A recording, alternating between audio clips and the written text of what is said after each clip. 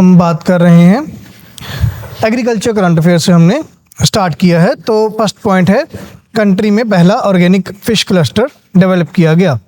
ठीक है, cluster develop किया गया है सिक्किम में, but Assam and Sikkim both territories में ये वाटर शेयर कर रहा है। ठीक है, तो अभी हमने कहा कि प्रधानमंत्री मत्स्य संपदा योजना के अंडर ये क्लस्टर बनाए गए हैं। व्हाट इज प्रधानमंत्री मत्स्य संपदा योजना? लॉन्च्ड इन 2020 में ये योजना लॉन्च किया गया। ठीक है, गवर्नमेंट कहते कि हम अपने फिशरीज सेक्टर को प्रमोट करना चाहते हैं, इसलिए एक फुल फ्लेज स्कीम लॉन्च किया गया टू मेक इंडिया। इसका ऑब्जेक्टिव क्या है? To make India atmanirbhar in fisheries. To make India atmanirbhar in fisheries. 2020 में जब कोविड टाइम पीरियड चल रहा था, तो गवर्नमेंट ने एक आत्मनिर्भर पैकेज के नाम से पैकेज निकाला, आत्मनिर्भर पैकेज। ठीक है, जिसमें गवर्नमेंट कहते कि हम कंजम्पशन या स्पेंडिंग भी करेंगे या इन्वेस्टमेंट भी करेंगे। ओवरऑल जो आउटले था इस आत्मनिर्भर पैकेज का वो था 20 लाख करोड़ रुपए। That was 20 lakh crore. उस टाइम के जीडीपी के अकॉर्डिंग ये बैठा 10%। उस टाइम इंडिया का जीडीपी था $2 ट्रिलियन, तो उसके अकॉर्डिंग इंडिया के जीडीपी का 10%। पहली बार एक ऐसा स्कीम या एक ऐसा इकोनॉमिक पैकेज डेवलप किया गया किसी कंट्री में जो आपकी जीडीपी का 10% बजट रखता है। ठीक है, तो 20 लाख करोड़ का इसका ओवरऑल पैकेज अमाउंट था। इसमें से बहुत सारे डिफरेंट स्कीम्स बनाए गए, जिसमें गवर्नमेंट कहते हम डिफरेंट एरियाज में अपने आप को आत्मनिर्भर बनाना चाहते हैं। उसमें से एक सब स्कीम्स प्रधानमंत्री मत्स्य संपदा योजना।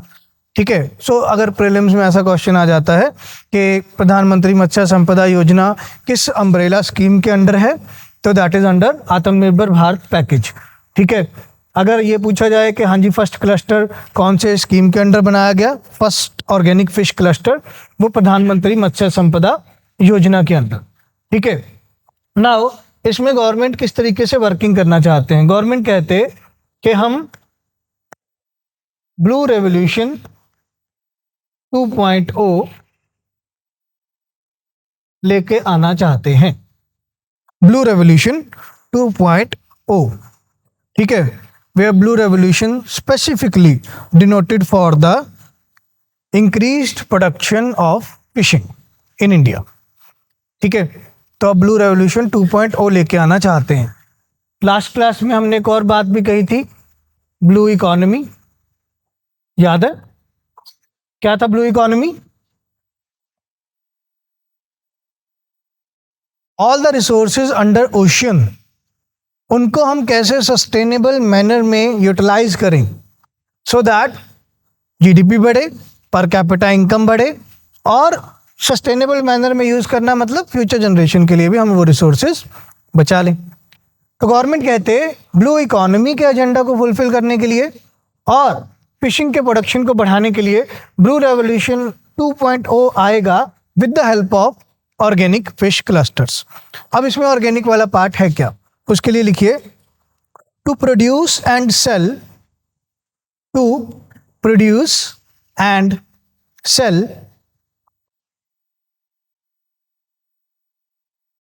केमिकल फ्री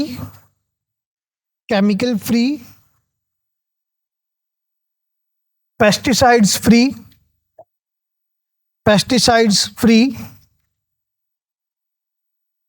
and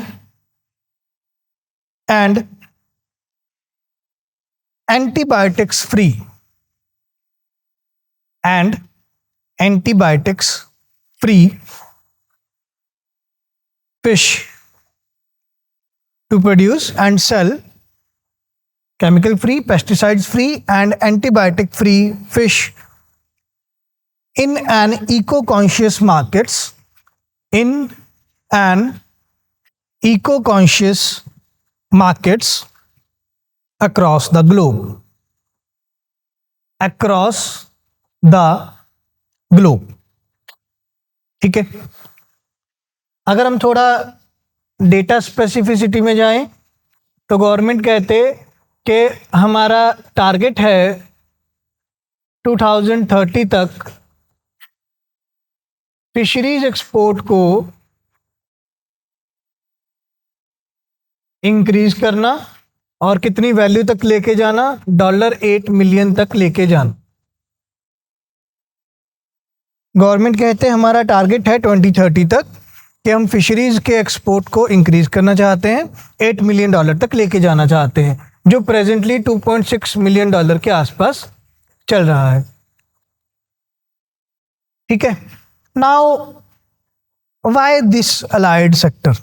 उसका एक रीजन हमने पढ़ा कि लैंड रिसोर्स अवेलेबिलिटी कम है. यस. दूसरा reason why this allied sector,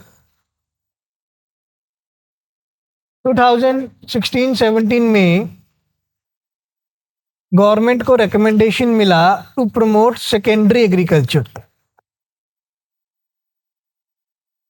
2016-17 में गवर्नमेंट को एक रिकमेंडेशन दिया गया या एक सजेशन मिला सेकेंडरी एग्रीकल्चर के नाम का, बाय पी चेंगप्पा नाम के इकोनॉमिस्ट.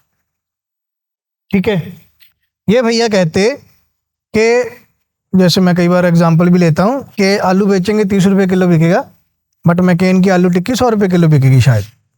तो प्रोसेस्ड फूड ज़्यादा इनकम जनरेट करने में हेल्प करेगा फार्मर्स की. ठीक है, तो गवर्नमेंट कहते कि हम क्यों ना कैंड फिश प्रोडक्ट्स ज़्यादा एक्सपोर्ट करें ताकि जल्दी जीवीए इंक्रीज हो, ताकि जल्दी जीवीए इंक्रीज हो. और ऐसा क्यों कहा गया ज़्यादा फिशरीज के केस में? कहते जब से इंडिया का इंटरेक्शन हुआ है ग्लोबल वर्ल्ड के साथ फ्रॉम 1991 से लेकर 2010 तक फिशिंग कंजम्पशन में विद इन इंडिया इंक्रीज देखने को मिला लगभग 386%. ठीक है, फिशिंग कंजम्पशन में फ्रॉम 1991 टू 2010 इंडिया में इंक्रीज देखने को मिला around 386% and within the whole globe ये इंक्रीज देखने को मिला लगभग 250%. तो काफ़ी पोटेंशियल है फिशिंग सेक्टर में. तो गवर्नमेंट कहते हैं हम फिशरीज के एक्सपोर्ट को बढ़ाना चाहते हैं. ठीक है, और क्योंकि ग्लोबल लेवल पर अब जो डिमांड है फिश प्रोडक्ट्स की वो ज़्यादा ऑर्गेनिक फिश प्रोडक्ट्स की डिमांड है. क्या है ये ऑर्गेनिक फिश प्रोडक्ट्स? कि जब भी फिश फार्म्स लगेंगे, ठीक है, एक टैंक बनाना होगा, वाटर टैंक बनाना होगा जहाँ पे हम फिश को डेवलप करेंगे. तो वहाँ पे उस वाटर टैंक में किसी भी तरह का केमिकल नहीं यूज़ करना to clean the water tank. ठीक है, जो भी हम फीड प्रोवाइड करेंगे फिश को, वो फिश को जो फीड प्रोवाइड की जाएगी वो कोई भी पेस्टिसाइड रिलेटेड फीड ना हो. ठीक है, और अगर किसी फिश को कोई या पूरे टैंक में ऐसा लगा कि कोई जर्म्स हैं, कोई वॉर्म्स हैं, ठीक है, तो उनको क्लीन करने के लिए किसी भी तरह का एंटीबायोटिक यूज़ नहीं किया जाएगा. तो इस तरीके से हम फिश का डेवलपमेंट करेंगे. तो इसके लिए बनाया गया फर्स्ट ऑर्गेनिक फिशिंग क्लस्टर. ठीक है, अब इस क्लस्टर में क्या किया जाएगा? गवर्नमेंट कहते कि वैसे जो ओवरऑल प्रधानमंत्री मत्स्य संपदा योजना का बजट है वो है 20,005 करोड़ रुपीस. ओवरऑल जो बजट है प्रधानमंत्री मत्स्य संपदा योजना का वो लगभग 20,000 करोड़ रुपए है. 2020 में लॉन्च किया गया था और 2025 तक ये चलेगा. 5 साल के लिए इसको लॉन्च किया गया है. अब गवर्नमेंट कहते हैं हमने इसमें करना क्या है, ऑब्वियसली कोई भी क्लस्टर डेवलप करना है तो इंफ्रास्ट्रक्चर बनेगा। तो गवर्नमेंट कहते हैं हम कोस्टल एरियाज में इंफ्रास्ट्रक्चर डेवलप करके देंगे। कोस्टल एरियाज में इंफ्रास्ट्रक्चर डेवलप किया जाएगा। यस सर, क्लियर है इतना बात? ठीक है। लास्ट पॉइंट क्या बचता है कि जो प्रधानमंत्री मत्स्य संपदा योजना है, क्या ये सेंट्रली सेक्टर स्कीम है या फिर ये सेंट्रली स्पॉन्सर्ड स्कीम है? अब प्रधानमंत्री मत्स्य संपदा योजना को बना दिया गया है एक umbrella scheme for all fishing related सब schemes.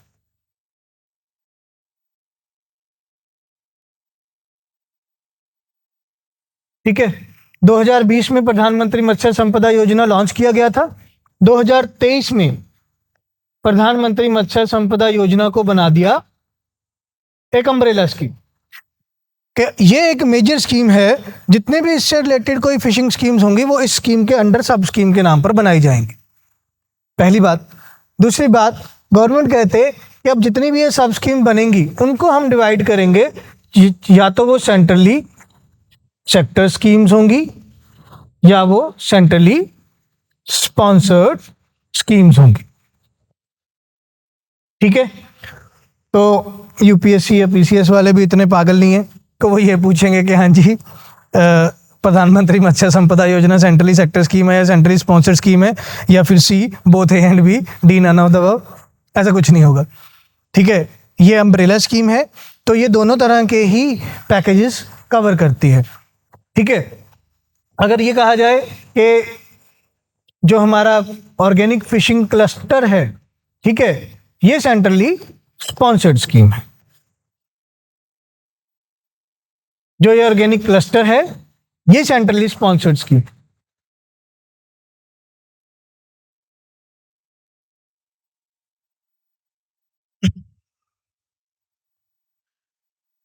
Clear?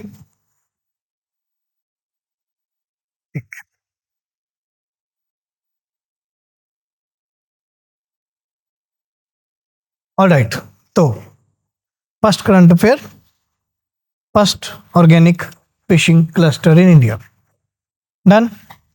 Second current affair पढ़ते हैं। यस ऑनलाइन स्टूडेंट, ये चैट ओपन कीजिएगा।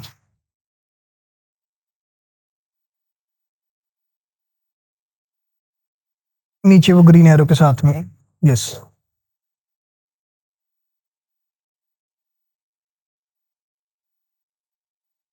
ओके, सो कोई क्वेश्चन, कोई डाउट यहाँ तक? Clear?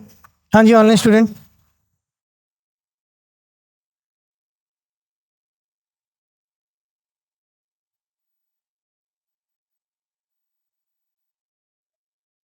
All right. Second, we have second current affair, that is decline in rural poverty.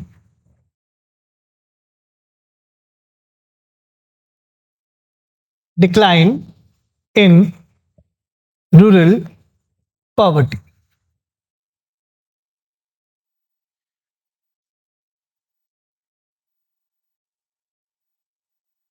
इसमें सबसे पहले लिखिए state bank of India's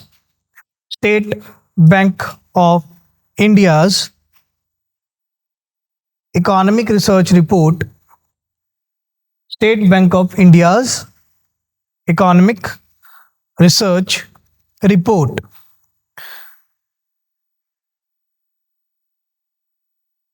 stated that rural poverty declined to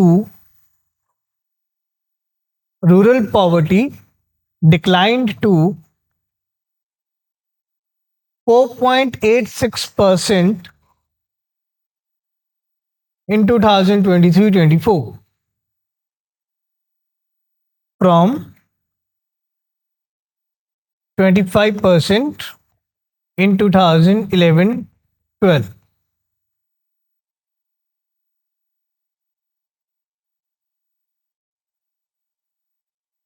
ठीक है, now what is this poverty, how to measure the poverty and some कुछ basic related aspects वो पढ़ते हैं पहले, ताकि समझ आ जाए ये पॉइंट है क्या। सबसे पहले अगर हम पॉवर्टी की बात करें,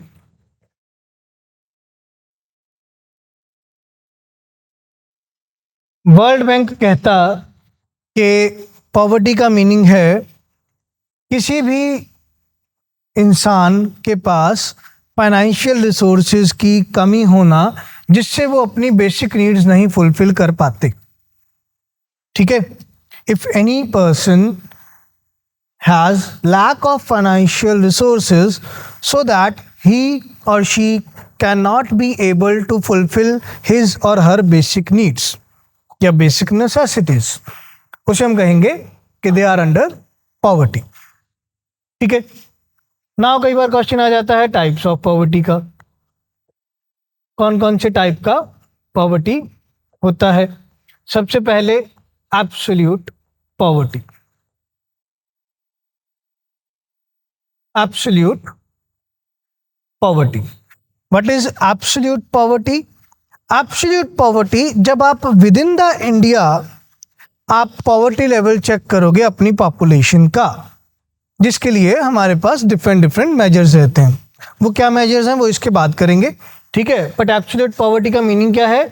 when the population of a nation, when the population of a nation, when the population of a nation is not able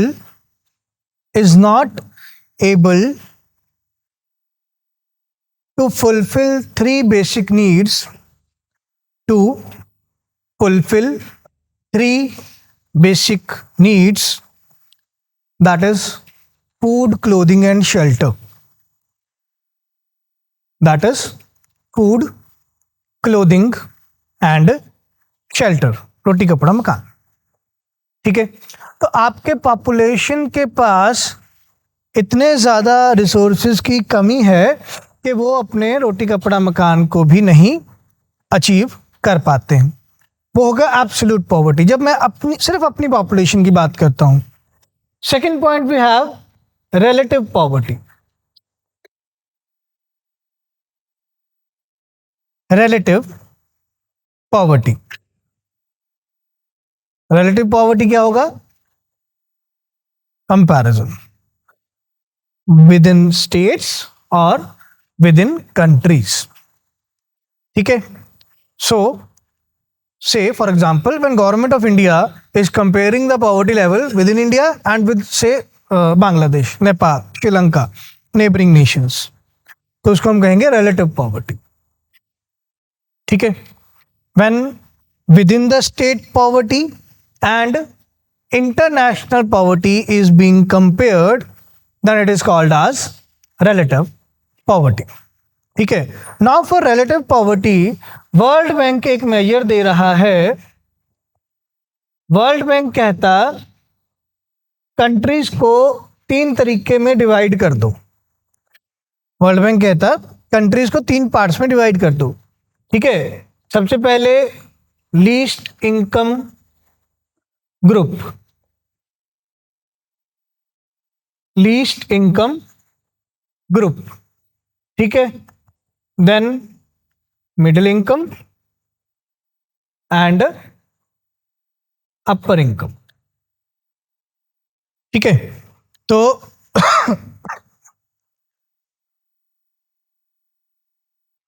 world bank कहता कि कंट्रीज को तीन पार्ट्स में अगर हम डिवाइड कर दें, least income group, middle income group and upper income group, उसके अकॉर्डिंग रिलेटिव पॉवर्टी क्या कही जाएगी।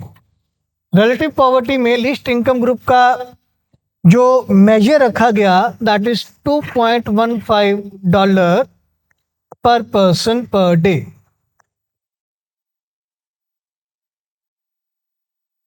ठीक है, ऐसी कंट्री को लीस्ट इनकम ग्रुप कैटेगरी में रखा जाएगा जो कि इस थ्रेशोल्ड को नहीं कैरी फॉरवर्ड कर पाते हैं।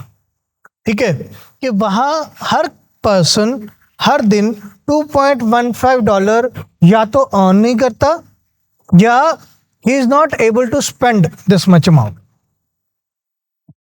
ठीक है। देन मिडिल इनकम के लिए डॉलर 3.65, मिडिल इनकम के लिए $3.65 and for upper income it is 6.85, 6.85।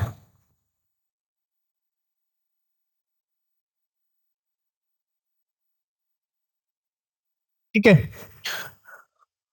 तो ये पॉवर्टी के थ्रेशोल्ड्स हैं जिसमें हमने इनकम के पॉइंट ऑफ व्यू से हमने डिवाइड कर दिया कि रिलेटिव पॉवर्टी निकालना इजी हो जाए नेशनल कंपैरिजन के पॉइंट ऑफ व्यू से। क्लियर। तो रिलेटिव पॉवर्टी क्या होता है? Relative poverty is any kind of poverty where interstate or international comparison is being done. ठीक है। Third we have extreme poverty. Extreme poverty. ठीक है। और एक्सट्रीम पॉवर्टी इज जहां पर आपके पॉपुलेशन के पास बेसिक नीड्स तो हैं, रोटी कपड़ा मकान है, ठीक है, बट उन बेसिक नीड्स के साथ स्टैंडर्ड ऑफ लिविंग नहीं है। ठीक है। जहां पे अगर हम कहें कि अगर गवर्नमेंट कहते कि हमने से पीडीएस के थ्रू फूड प्रोवाइड कर दिया, ठीक है, खाना प्रोवाइड कर दिया, ठीक है, क्लोथिंग के लिए गवर्नमेंट कहते जी कि हमने कोई कम्युनिटी डेवलपमेंट प्रोग्राम्स लॉन्च किए हैं, सेल्फ हेल्प ग्रुप्स बुलाए हैं, एनजीओ बुलाए हैं, वो कपड़े दान कर देते हैं। ठीक है। एंड फॉर शेल्टर गवर्नमेंट कहते हैं हमने प्रधानमंत्री आवास योजना, अर्बन एरिया में प्रधानमंत्री आवास योजना रूरल एरियाज में चला दिए हैं, तो वहाँ पे आपको घर भी मिल जाएगा। ठीक है। फिर वहाँ पे एक्सट्रीम पॉवर्टी का केस आया कि क्या न्यूट्रिशन सही मिल रहा है, जो भी आपको गवर्नमेंट ने खाना प्रोवाइड कर दिया उसमें न्यूट्रिशन लेवल आपके पॉपुलेशन का ठीक है या नहीं। देन क्या घर में इलेक्ट्रिसिटी अवेलेबिलिटी है, क्लीन वाटर अवेलेबिलिटी है, सैनिटेशन फैसिलिटीज अवेलेबल हैं। इन सारी चीज़ों की अगर कमी है, चाहे बेसिक नीड्स फुलफिल्ड है आपकी पॉपुलेशन की, बट जो स्टैंडर्ड ऑफ लिविंग की चीज़ें हैं वो नहीं है, तो आपको कंट्री में कहा जाएगा एक्सट्रीम पॉवर्टी है। ठीक है। कि ये फैसिलिटीज़ भी गवर्नमेंट को प्रोवाइड करनी पड़ रही हैं, गवर्नमेंट ने ये फैसिलिटीज़ भी प्रोवाइड कर दी, बट फिर भी आपकी कंट्री में से पॉवर्टी नहीं जा रही है। और एक्सट्रीम पॉवर्टी अगर जितनी ज़्यादा होती रहेगी वो एक बीमारी को जन्म देगी। ठीक है। That is fourth type poverty trap. Fourth type poverty trap. ठीक है। कि एक ऐसा सिचुएशन क्रिएट हो गया कि गवर्नमेंट ने आपको डिफरेंट फैसिलिटीज प्रोवाइड किए, जिसके चलते अब आपकी पॉपुलेशन जो है वो डीट हो गई। अब वो ह्यूमन रिसोर्स से ह्यूमन लाइबिलिटी बन गई। वो तो पॉवर्टी से बाहर ही नहीं आना चाहते। वो कहते जी पॉवर्टी से बाहर आएंगे तो ये सुख सुविधाएं मिलनी बंद हो जाएंगी। ठीक है। तो गवर्नमेंट अगर फ्री में हमें राशन प्रोवाइड कर रहे हैं, गवर्नमेंट का फ्री राशन प्रोवाइड करने का जो स्कीम है प्रधानमंत्री गरीब कल्याण अन्न योजना इस नाम से है। ठीक है। क्लोथिंग के लिए कहते जी कोई सेल्फ हेल्प ग्रुप बुला लेंगे, कोई एनजीओ बुला लेंगे, मंदिर मस्जिद गुरुद्वारे बने हुए हैं। ठीक है। तो कोई ना कोई तो आके कपड़े भी बांट देगा, कंबल कुंबल दान कर देगा, कोई मर्ग मुर्ग हो जाएगी जी, भोग आ जाएगा किसी का, ठीक है, कंबल मिल जाएंगे। अल्टीमेटली रह गए शेल्टर के लिए प्रधानमंत्री आवास योजना अर्बन, प्रधानमंत्री आवास योजना ग्रामीण, ये भी चल रहे हैं। ठीक है। तो दे डू नॉट वांट कि हमें पॉवर्टी से निकालो। अगर पॉवर्टी से निकलना पड़ गया तो ये जो फैसिलिटीज दे रही है गवर्नमेंट, ये हमें मिलनी बंद हो जाएंगी। ठीक है। तो फिर वहां पे फोर्थ टाइप की पॉवर्टी जन्म लेती है, पॉवर्टी ट्रैप। ठीक है, अब ये जो पॉइंट है सारी चीज़ों का, ठीक है, अगर चलो ये वाला पॉइंट छोड़ दें, यहाँ पे चलो थोड़ा पैसा पर्सन को खुद भी लगाना पड़ेगा, जो हमारी पॉपुलेशन है उसको भी लगाना पड़ेगा।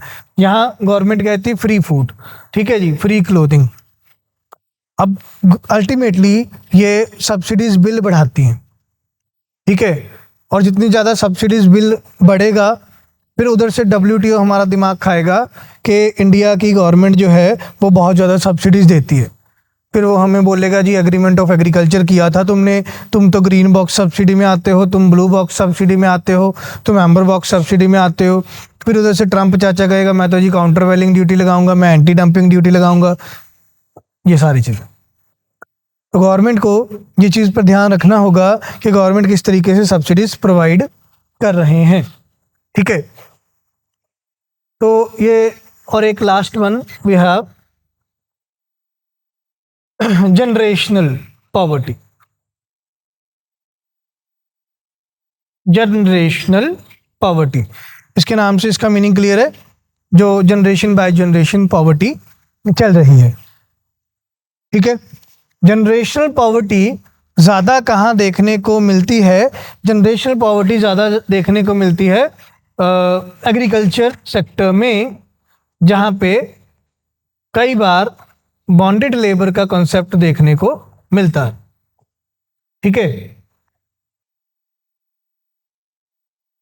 आज से 15 से 20 साल पहले एक कोट कहा जाता था इंडियन फार्मर्स के लिए, that Indian farmers born in debt, live in debt and dies in debt, कि भारतीय किसान जो है वो कर्जे में जन्म लेता है, ठीक है, कर्जे में ही जीता है और कर्जे में ही मर जाता है, and that burden of debt is transfer to his next generation, ठीक है। तो एक लेबर ने लोन लिया किसी लार्ज फार्मर से, रिच फार्मर से, वो नहीं चुका पाया, उसके बेटे को भी अगेन लेबर का ही काम करना पड़ रहा है उस फार्मर के पास। तो वहाँ पे बॉन्डेड लेबर का कंसेप्ट आ जाएगा, वहाँ पर देखने को मिलेगा generational poverty. So these are some types of poverty जो हमें कंट्री में देखने को मिलते हैं, ठीक है। अब इंडिया में पॉवर्टी को मेजर करने के कौन कौन से पॉइंट्स हैं? Measurement of poverty in India.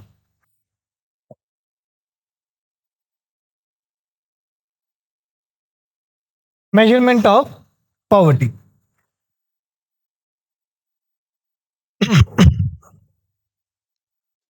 सबसे पहले जब इंडिया का इंडिपेंडेंस घोषित किया गया, उसके बाद जो फर्स्ट ऑफ ऑल कमेटी बनाई गई जिन्होंने पॉवर्टी के एस्टिमेट्स या मेजरमेंट प्रोवाइड किए, ठीक है, वो बनाया गया दांडेकर एंड रथ कमेटी।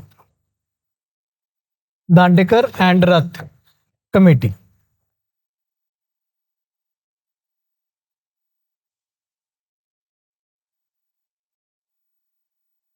ठीक है। दांडेकर एंड रथ कमेटी ने ये पॉइंट एस्टैब्लिश किया कि हम न्यूट्रिशन बेस्ड पॉवर्टी की बात करेंगे, जिसमें न्यूट्रिशन बेस्ड पॉवर्टी कैसे निकाली जाएगी कि अगर आपकी population 2020 250 calories per capita per day consume करने के एबल हैं, तो वो पॉवर्टी लाइन से ऊपर है। तो पॉवर्टी लाइन क्या बनाई गई? 2250 calories per capita per day, ठीक है। इसको बोलते हैं न्यूट्रिशन बेस्ड पॉवर्टी लाइन, कि न्यूट्रिशन के आधार पे एक पॉवर्टी लाइन बना दी गई है 2250 calories per capita per day, ठीक है। इसके बाद ओपोजिशन वालों ने शोर मचाया कि सर अर्बन एरियाज़ में अलग डिमांड रहती है न्यूट्रिशन की, रूरल एरियाज़ में अलग डिमांड रहती है न्यूट्रिशन की। तो फिर एक और कमेटी बनाई गई अलग कमेटी के नाम से। इन सर ने प्रोवाइड किया that 2400 calories per capita per day in rural areas and 2100 calories per capita per day in urban areas, ठीक है, कि रूरल एरियाज में most of the families are occupying their agricultural activities, ठीक है, तो वहाँ पे उनका जो फिजिकल वर्क है वो ज़्यादा है, तो they need more of nutrition, तो उनका न्यूट्रिशन कैपेसिटी ज़्यादा रखा गया। अर्बन एरियाज में कहते जी मैनुअल वर्क इतना ज़्यादा नहीं रहता है, तो वहाँ पे कैलोरी इनटेक थोड़ा कम रखा गया, ठीक है। देन आफ्टर दैट एक कमेटी बनाई गई, DT Lakdawala committee. Professor DT Lakdawala ये फर्स्ट ऑफ द प्रोफेसर्स हैं DU के इकोनॉमिक्स में, ठीक है। अभी जो दिल्ली स्कूल ऑफ इकोनॉमिक्स है वो हम ये कह सकते हैं कि ये उसके फाउंडिंग फादर्स में से आते हैं, DT लकड़ावाला। इन्होंने प्रोवाइड किया CPI for agriculture worker, CPI for industrial labour. हमने इन्फ्लेशन में पढ़ा था कि जो हमारा कंज्यूमर प्राइस इंडेक्स है वो 4 पार्ट्स में डिवाइडेड है, CPI urban labour, CPI agriculture worker, CPI urban non manual employees and rural labour. तो 4 तरह में जो CPI हमारा डिवाइड अप है। उनमें जो फर्स्ट 2 कैटेगरीज हैं, CPI for agriculture worker and CPI for industrial labour, इसके रिकमेंडेशन लकड़ावाला कमेटी ने प्रोवाइड किए, ठीक है। ये कहते कि आपने कैलोरी इनटेक तो डिवाइड कर दिया रूरल और अर्बन एरियाज में, ठीक है, माना जी अर्बन एरियाज में जो फिजिकल कैपेबिलिटीज हैं वो कम रिक्वायर्ड है than rural areas, but in the urban areas there is more of inflation than the rural areas. तो वहाँ पे आप कॉस्ट कॉन्सेप्ट अलग अलग लेके चलो। इंडस्ट्रियल लेबर का जो फूड आइटम्स हैं वो अलग हैं, अर्बन एरियाज में मतलब फूड आइटम्स का इंटेक अलग है, तो वहाँ पे अलग तरह का उनको कैलोरी इंटेक मिल रहा है, तो उनकी कॉस्ट भी अलग होगी। तो CPI को अलग अलग किया गया और प्रेजेंटली भी अभी हम यही CPI AW और IL जो है काउंट करते हैं अभी भी इंडिया में, ठीक है। Then next we have Tendulkar committee.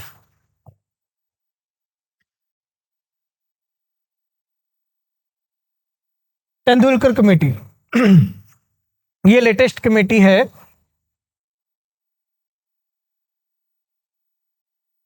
To 2010 के अकॉर्डिंग। तेंदुलकर कमेटी ने कहा कि न्यूट्रिशन बेस्ड पॉवर्टी लाइन से हट के एक्सपेंडिचर बेस्ड पॉवर्टी लाइन पर चलते हैं, ठीक है। ये हुआ क्यों? ये गवर्नमेंट की स्कीम्स के पॉइंट ऑफ व्यू से चल रही है कहानी, ठीक है। जो दांडेकर एंड रथ कमेटी है ये बनाई गई थी लगभग 1969 के करीब, ठीक है, और 1969 से 4-5 साल पहले PDS शुरू हुआ था। हमने जब एग्रीकल्चर डेवलपमेंट वाला चैप्टर पढ़ा था उसमें किया था ना हमने कि FCI बना, PDS बनना शुरू हुआ, MSP देने शुरू हुए एंड ऑल, ठीक है। तो गवर्नमेंट PDS के थ्रू फ्री या कंसेशनल प्राइस पे फूड आइटम्स प्रोवाइड कर रही थी, इसलिए दांडेकर एंड रथ कमेटी को ये बोला गया कि आप न्यूट्रिशन बेस्ड पॉवर्टी लाइन बनाओ, ठीक है। 2005 में एक स्कीम आता है जिसमें गवर्नमेंट ने जॉब्स प्रोवाइड करनी शुरू की, ठीक है, इररिस्पेक्टिव ऑफ द फैक्ट के आपके पास कोई स्किल सेट है या नहीं, under the act, very good, MG NREGA. तो अब गवर्नमेंट आपको इनकम प्रोवाइड कर रही है MG नरेगा में।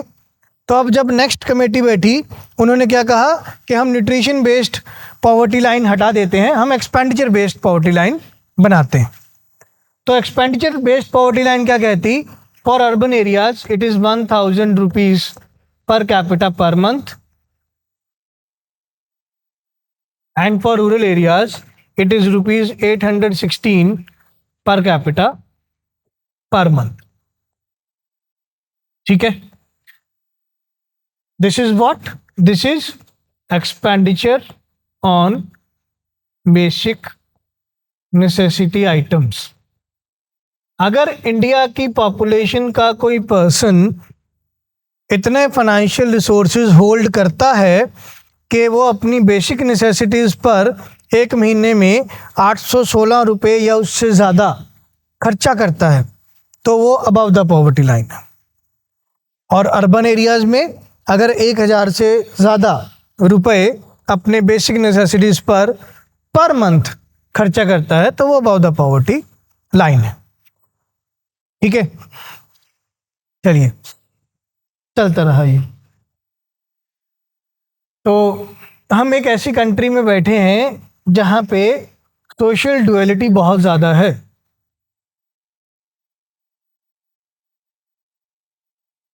ठीक है, एक ऐसी शादी भी हुई जहाँ पे पर प्लेट 20,000 रुपये खर्चा था, और ऐसी पॉपुलेशन भी है जो एक महीने में 1,000 रुपये खर्चा खाने पीने के ऊपर नहीं कर पा रही। इसको बोलते हैं सोशल डुअलिटी। ठीक है, कि इकोनॉमी में आपके इतना ज़्यादा डुअलिज्म है। ठीक है, इतना रिचर सेक्शन भी है जिनके पास रिसोर्सेज की कोई लिमिट नहीं, और इतना पुअर सेक्शन भी है कि आने वाले 5 उनकी जनरेशन में भी रिसोर्सेज इकट्ठे करें तो फिर भी एक जनरेशन को पूरा नहीं बैठेगा। ठीक है, ऑल राइट। इसके बाद 2012 में रंगराजन कमेटी बैठा under the chairmanship of C Rangarajan.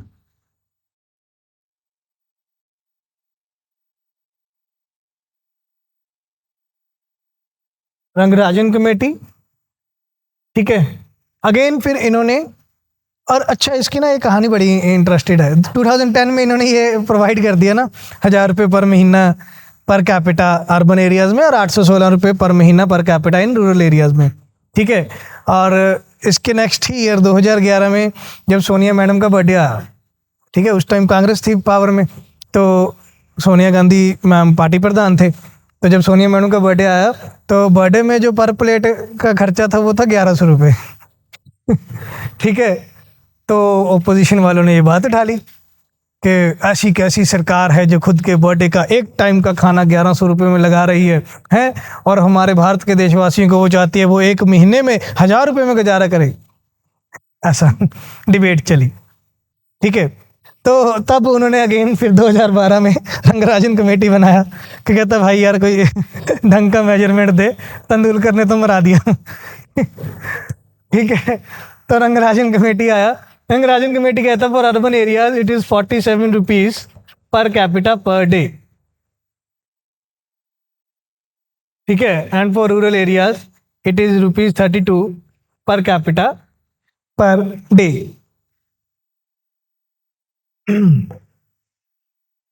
तो अभी तक हमारे पास ये एस्टिमेट्स हैं पॉवर्टी के। 2012 के बाद कोई स्पेसिफिक कमेटी नहीं एस्टैब्लिश हुई है जो पॉवर्टी के एस्टिमेट्स दे रही है। तो अब गवर्नमेंट क्या कर रहे हैं, अब कोई भी जो भी लेटेस्ट रिसर्च रिपोर्ट आती है वो अपने पॉइंट ऑफ व्यू से कोई ना कोई मेजरमेंट बना लेते हैं। ठीक है, तो पॉवर्टी एस्टिमेट्स क्लियर हैं कि इंडिया में किस तरीके से पॉवर्टी एस्टिमेट्स किए गए। ठीक है, अब इसका थोड़ा थ्योरेटिकल कॉन्सेप्ट पॉवर्टी का अगर क्वेश्चन में आ जाए, how to measure poverty, how to measure poverty. ठीक है, अब पॉवर्टी को मेजर करना है तो कहते कि एब्सोल्यूट पॉवर्टी तो मेजर हो गई बाय दीज मेजरमेंट स्केल्स। ठीक है, अब चाहे वो कैलोरी बेस्ड पॉवर्टी है, न्यूट्रिशन बेस्ड पॉवर्टी है या इनकम बेस्ड पॉवर्टी है, एब्सोल्यूट पॉवर्टी तो मेजर हो गई। ठीक है, अब यहाँ पर जब हम पॉवर्टी को मेजर करने की बात करेंगे इसका मतलब वो रिलेटिव पॉवर्टी की बात करें। तो जब रिलेटिव पॉवर्टी की बात आएगी फिर वहाँ पे वर्ल्ड बैंक आ गया। ठीक है, वर्ल्ड बैंक वाली मेजर जो अभी हमने लिखी है 2.15, 3.65 एंड 6.85। ठीक है, अब उसके अकॉर्डिंग हम करेंगे कंपैरिजन। वो कंपैरिजन करने के लिए जब भी कंपैरिजन होगा तब सामने आएंगे इनइक्वालिटीज के, जब जब पॉवर्टी देखने को मिलेगा वहां पे इनइक्वालिटीज सामने आएंगे। Inequalities in terms of income, inequality in terms of expenditure, inequalities in terms of wealth के। जैसे अभी हमने सोशल डुअलिटी की बात किया तो वो वेल्थ और इनकम की इनइक्वालिटी है कि एक रिचर सेक्शन है जो बहुत अमीर है, एक पुअर सेक्शन है जो बहुत ज़्यादा पुअर है। वहाँ पर इनकम इनइक्वालिटी भी है और वेल्थ इनइक्वालिटी भी है। अब वहीं पे हमारे पास रूरल एरिया और अर्बन एरिया, रूरल एरिया और अर्बन एरिया में हमारे पास एक्सपेंडिचर में भी मिसमैच है। In the rural areas, because most of the families are from agriculture background, तो उनका जो मेजर कंजम्पशन है वो फूड वाला, वो उनके ही खेत से उनको खाना मिल जाता। ठीक है, तो जो फूड वाला एक्सपेंडिचर है वो इनका काफी ज्यादा कम हो जाता, राइट। और खर्चा फिर बढ़ कहाँ जाता है उनका, फिर खर्चा बढ़ जाता है कंफर्ट गुड्स पे, लग्जरी गुड्स पे। ठीक, बट अगर हम अर्बन एरियाज की बात करें, अर्बन एरियाज में most of the population is dependent on industrial activities और सर्विस एक्टिविटीज। तो वहां पर उनके पास जो उनकी इनकम का मेजर पोर्शन है वो फूड एक्सपेंसेस में चला जाता है। और अभी जो 2024 में भी हम रिपोर्ट पढ़ेंगे पॉवर्टी में, तो वहां पर रिपोर्ट आया कि लगभग 50 to 55% इनकम सर्विस क्लास की 2024 में खाने पीने में ही गई। So much food inflation is there in India कि आप अपनी इनकम का 50% सिर्फ फूड को ही कंज्यूम करने में लगा रहे हो। ठीक है, कब घर बनेंगे, कब एसेट्स बनेंगे, कब कोई फाइनेंशियल एसेट्स खरीदेंगे, पता नहीं।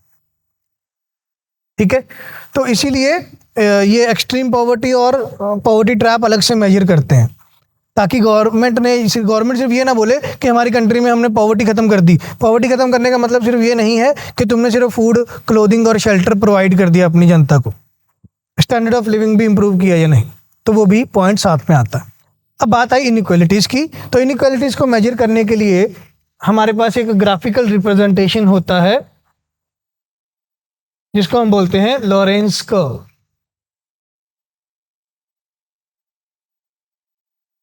एक ग्राफिकल रिप्रेजेंटेशन रहता है इनइक्वालिटी को मेजर करने का या पॉवर्टी को मेजर करने का।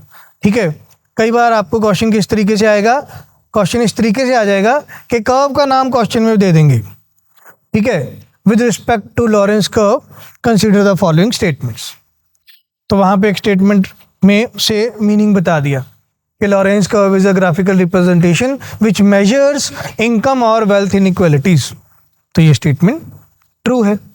ठीक है, ये सेकंड ऑप्शन दे दिया कि Lawrence curve is a graphical representation which also helps in measuring the poverty. ये भी स्टेटमेंट सही है, बिकॉज पॉवर्टी को एज सच मेजर करने के लिए आपको कोई ना कोई बेस तो बनाना होगा, और वो बेस हमने बना लिया इनकम को या वेल्थ को। ठीक है, इसका ग्राफिकल रिप्रेजेंटेशन समझें तो ये कुछ इस तरीके का रहता है। 45 डिग्री का स्ट्रेट लाइन, ये है इक्वलिटी का लाइन, और जितनी ज्यादा इनइक्वालिटी होगी एक कर्व बन जाएगी कुछ इस तरीके से। यह है इनइक्वालिटी लाइन या इनइक्वालिटी कर्व, यही कर्व आपका लॉरेंस कर्व है। ठीक है, फिर पॉइंट आया कि सर यहां पर कितनी इनइक्वालिटी है वो मुझे कैसे पता चलेगा। वो पता करने के लिए कहते इस कर्व का एरिया पता करना होगा। ठीक है, जो कि पता किया जाएगा गिन्नी कोफिशिएंट नाम की एक बला के साथ। ठीक है, जो कि गिन्नी कोफिशिएंट नाम के एक बला से ये एरिया से फाइंड आउट किया जाएगा। ठीक, मैथ मेरा वीक है तो ये एरिया और ये कैसे काउंट करना है मुझे पता नहीं। ठीक है, गिन्नी कोफिशिएंट का मैंने रट्टा मारा हुआ है, वो मैं आपको बता देता हूँ। एरिया अगर हम निकाल लेंगे तो वो ये रिप्रेजेंट करेगा कि कितनी पॉपुलेशन में कितनी इनइक्वालिटी है। ठीक है, now Guinea coefficient lies between 0 to 1। Guinea coefficient lies between 0 to 1 where 0 means no inequality and 1 means high inequality।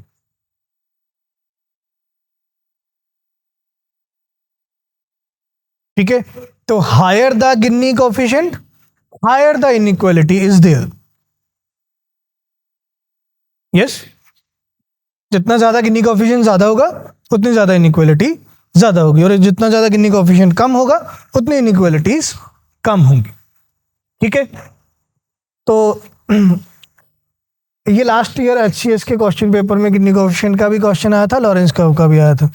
ठीक है, तो पंजाब वाले ना बहुत ज़्यादा कॉपी करते हैं यूपीएससी को, एचसीएस को और यूपीपीसीएस को, तो साथ साथ में वो भी कुछ पीवाईक्यू चेक कर लीजिएगा आप।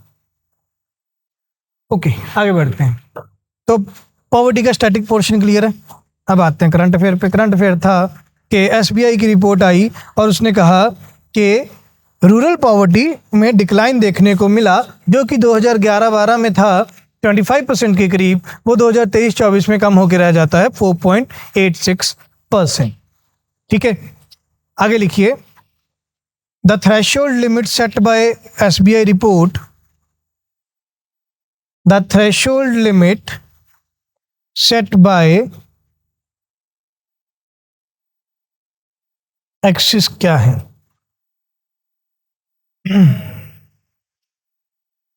On the y-axis,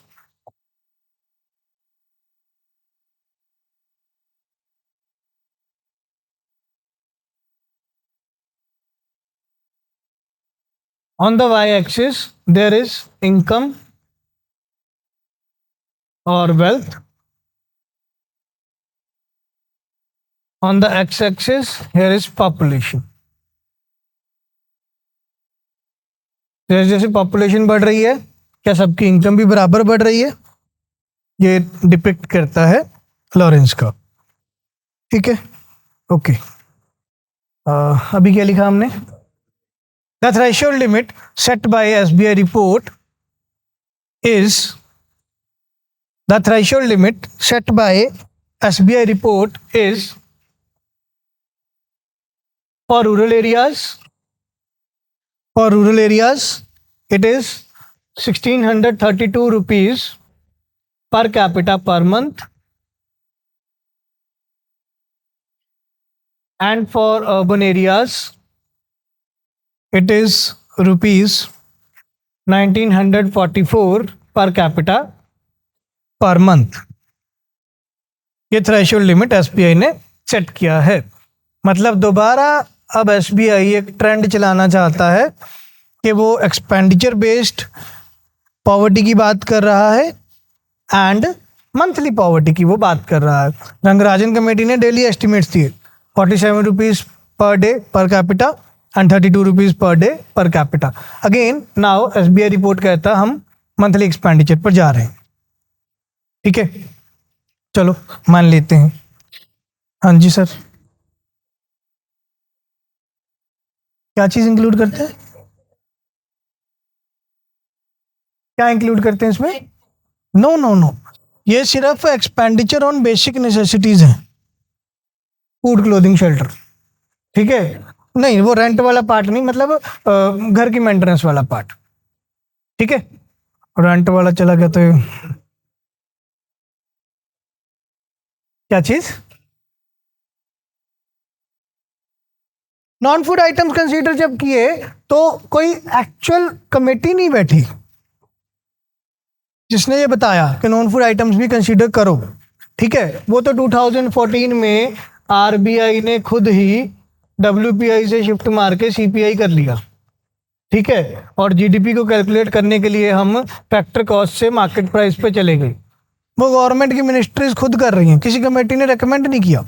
तो अभी तक किसी कमेटी का प्रपोजल नहीं आया ऐसा कि हम कौन सी नॉन फूड आइटम्स कवर करें। ठीक है, क्योंकि फिर उसमें भी फिर वही चेंज आएगा कि अर्बन एरियाज़ के लिए नॉन फूड आइटम्स अलग हैं, रूरल एरियाज़ के लिए नॉन फूड आइटम्स अलग हैं।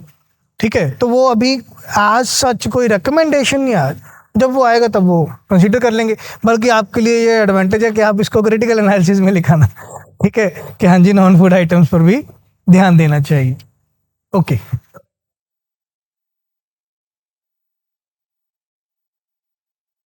नहीं ऐसा नहीं है। रिकमेंडेशन प्रोवाइड की जाएगी, 10 रिकमेंडेशन प्रोवाइड की उसमें से 2 एक्सेप्ट करेंगे, वो एक्सेप्ट तो करेंगे। ठीक है, गवर्नमेंट ने अगर कोई कमेटी बनाया है, ठीक है, तो गवर्नमेंट ने वो कमेटी इसलिए बनाया क्योंकि गवर्नमेंट को भी अड़ी फंसी है कि इस एरिया में अब कुछ डेवलपमेंट करने की जरूरत है। ठीक है, क्या चीज, सबका जो इन्होंने सारी मेजरमेंट्स बताए, सबने सबका उस टाइम की गवर्नमेंट ने एक्सेप्ट किया था।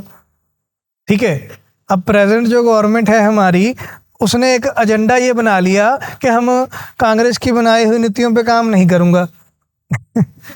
ठीक है ना, तो वो रंगराजन कमेटी की रिपोर्ट मान नहीं रहे, नहीं तो लेटेस्टली रंगराजन कमेटी की रिपोर्ट ही माननी चाहिए थी, जो कि नहीं मानी जा रही। ठीक है, इसलिए एसबीआई अपने खुद के निकाल रहा है ये एस्टिमेट्स, 1632 रुपये, 1944 रुपीज। क्या चीज,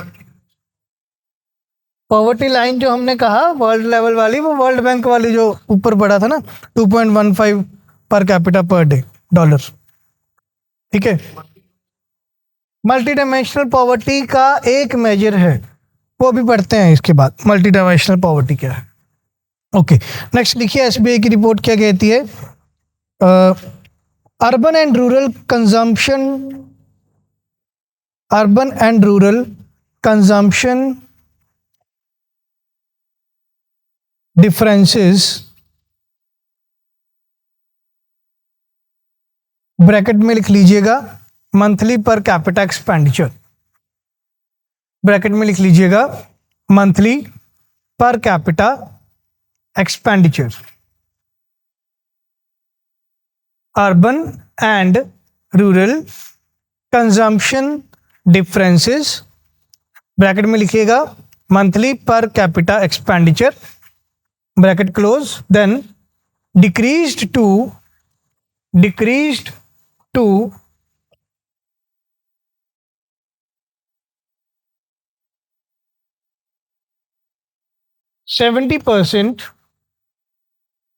70% in 2023-24 from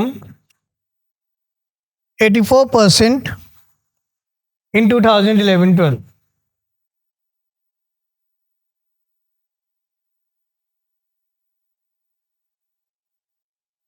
ठीक है, MPCE monthly per capita expenditure, monthly per capita expenditure में कितना गैप है अर्बन एरिया के एक्सपेंडिचर में और रूरल एरिया के एक्सपेंडिचर में। वो गैप जो था वो बहुत ज़्यादा था, वो 2011-12 में था 84%। ठीक है, दैट मीन्स कि अगर अर्बन एरिया में 10,000 रुपये एक महीने का ऑन एवरेज खर्चा है, तो रूरल एरियाज में वो खर्चा सिर्फ 1,600 रुपये है ऑन एवरेज पर पर्सन का। तो 84% का गैप था दोनों में, दोनों के एक्सपेंडिचर में। ये मैं एग्जांपल के पॉइंट ऑफ व्यू से बता रहा हूँ। अब वो गैप कम होकर 70% रह गया। ठीक है, कि अर्बन एरियाज जितना कंज्यूम करते हैं उसका लगभग 70% कंजम्पशन अब रूरल एरियाज भी करने लगे हैं। ठीक है, तो इसका क्या एस्टिमेट है, वो एस्टिमेट लिख लीजिए। Rural consumption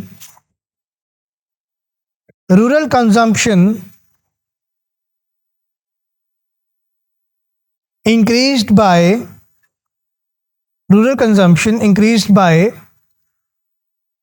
1,600 rupees, increased by 1,600 rupees in 2023-24,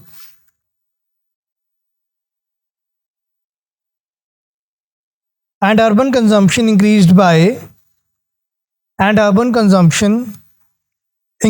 by 2,300 rupees, and urban consumption increased by 2,300 rupees in the same time period। ठीक है, रूरल एरियाज में अब जो एवरेज कंजम्पशन हो गया है, that is monthly per capita expenditure. Rural areas में monthly per capita expenditure जो है वो हो गया है अराउंड 6,018 रुपये। ठीक है, ये अब सारी आइटम्स का टोटल है, food and non food items both. पर पर्सन रूरल एरिया में विद इन इंडिया लगभग 6,000 रुपये खर्चा करता है। ठीक है, तो मान लीजिए अगर कि किसी 4 मेंबर की फैमिली है रूरल एरिया में, तो उनका पर मंथ का खर्चा लगभग 24,000 रुपये के आसपास है। क्लियर? ये पर कैपिटा एक्सपेंडिचर है, पर पर्सन का एक्सपेंडिचर है मंथली, लगभग 6,000 रुपये। ठीक है, अब इसमें जो राइज है, जो एक्सपेंडिचर में इंक्रीज है, वो फूड आइटम्स में भी इंक्रीज है, नॉन फूड आइटम्स में भी इंक्रीज है, बट नॉन फूड आइटम्स में इंक्रीज ज्यादा है फूड आइटम्स के मुकाबले। ठीक है, काका जी कहते बोल्ट लेना, काका जी कहते फॉर्चूनर लैनी है। ठीक है, मेरे कमरे 'ਚ ਵੱਖਰਾ एसी होना चाहिए, तो काका जी का खर्चा बढ़ गया। तो नॉन फूड आइटम्स पर एक्सपेंडिचर ज़्यादा है फूड आइटम्स के मुकाबले। फूड आइटम्स तो भाई अपने ही खेतों से कंप्लीट हो रहे हैं, फूड आइटम्स में दिक्कत नहीं आ रही। ठीक है, तो नॉन फूड आइटम्स पे एक्सपेंडिचर ज़्यादा है। ठीक है, ये जो फूड आइटम्स का एक्सपेंडिचर ज़्यादा है ना, ये जो फास्ट फूड का एक्सपेंडिचर है, ठीक है, या जो कंफर्ट गुड्स हैं, नॉट रोटियां ओनली, नॉट कनक, नॉट चावल। ठीक है, ये बर्गर, पैटी, पिज़्ज़ा, उसका एक्सपेंडिचर है ये। ठीक है, चलिए नाउ लास्ट वन, बस मल्टी डायमेंशनल पॉवर्टी वाला पार्ट जो आप कह रहे थे।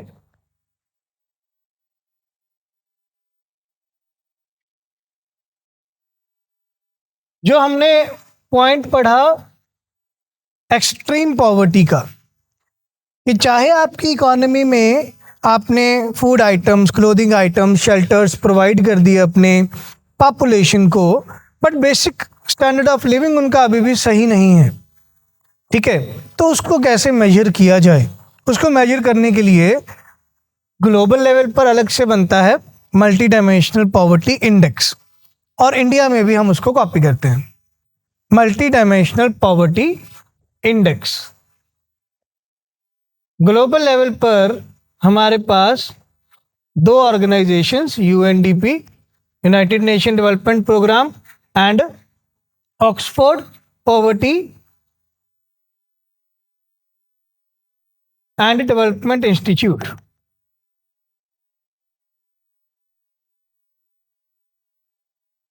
UNDP, United Nation Development Programme, and Oxford poverty and development institute, ये 2 इंस्टीट्यूट्स मिलके ग्लोबल एमपीआई बनाते हैं, global multi dimensional poverty index बनाते हैं।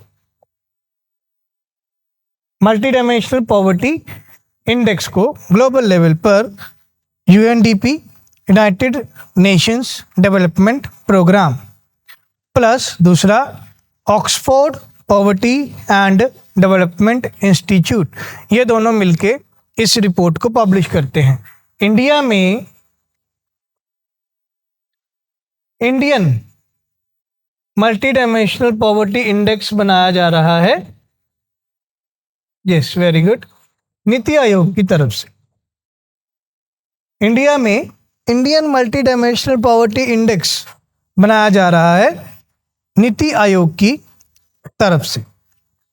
ठीक है, तो ऐसा हुआ क्यों? क्योंकि क्यों अलग से जरूरत पड़ी मल्टी डायमेंशनल पॉवर्टी इंडेक्स बनाने की? जब 2015 में हमने सस्टेनेबल डेवलपमेंट गोल्स अपनाए, तो पहले 2 गोल SDG 1 एंड SDG 2, SDG 1 क्या है? Zero poverty, and SDG 2 zero hunger. तो पहले 2 गोल को ज़्यादा अच्छे से टैकल करने के लिए, zero poverty and zero hunger, where this poverty is extreme poverty. तो SDG 1 कहता है कि आपको सिर्फ पॉवर्टी नहीं, एक्सट्रीम पॉवर्टी को ख़त्म करना है अपने कंट्रीज़ में 2030 तक। तो तब से हम फिर मल्टी डायमेंशनल पॉवर्टी में चले जाते हैं। ठीक है, अब एक छोटा सा होमवर्क है आपके लिए कि मल्टी डायमेंशनल पॉवर्टी इंडेक्स के क्या इंडिकेटर्स हैं। ठीक है, वो आप नाम याद कर लीजिएगा। थोड़े दो चार मैं आपको बता देता हूँ, जैसे कि क्लीन ड्रिंकिंग वाटर, ठीक है, cooking gas, sanitation facilities, etcetera etcetera. तो ऐसे 10 मल्टी डायमेंशनल पॉवर्टी इंडेक्स के इंडिकेटर्स हैं। Indian multi dimensional poverty index के 12 इंडिकेटर्स हैं। दो कौन कौन से अलग हैं? पहला मैटरनल हेल्थ, मतलब इंडिया में कितना इजीली हेल्थ सर्विसेज अवेलेबल हैं फॉर अ प्रेग्नेंट वुमेन और lactating women.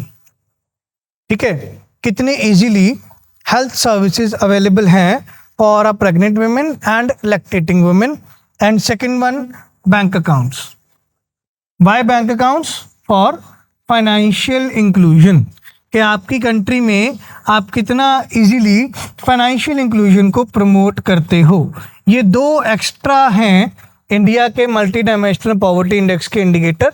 10 global multi dimensional poverty indicators को ही हमने कॉपी किया है।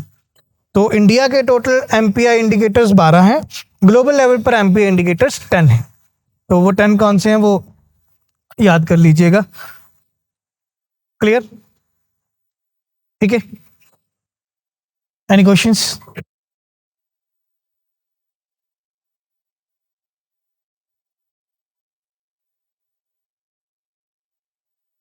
अर्बन एरियाज में जो